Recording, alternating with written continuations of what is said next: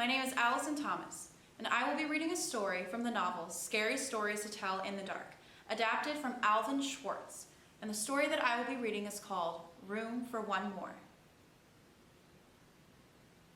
I feel like we need to make the scenery a little bit more spookier.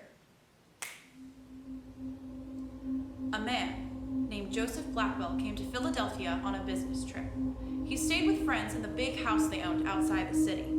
That night, they had a good time visiting, but when Blackwell went to bed, he tossed and turned and couldn't sleep. Sometime during the night, he heard a car turn into the driveway. He went to the window to see who was arriving at such a late hour. In the moonlight, he saw a long, black hearse filled with people. The driver of the hearse looked up to him. When Blackwell saw his queer, hideous face, he shuddered. The driver called to him, "There's room for one more." Then he waited a minute or two and drove off. In the morning, Blackwell told his friends what had happened. "You were dreaming," they said. "I must have been," he said, "but it didn't feel like a dream." After breakfast, he went into Philadelphia. He spent the day high above the city in one of the new office buildings there. Late in the afternoon, he was waiting for an elevator to take him back down the street.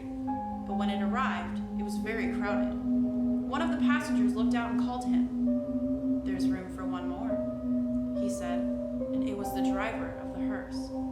"No thanks," said Blackwell. "I'll get the next one." The doors closed and the elevator started down. There was shrieking and screaming, and then a sound of a sudden crash. The elevator had fallen to the bottom of the shaft, and everyone on board was killed. Thank you so much. My name is Allison Thomas, and that was Room for One More from the novel Scary Stories to Tell in the Dark, adapted by Alvin Schwartz.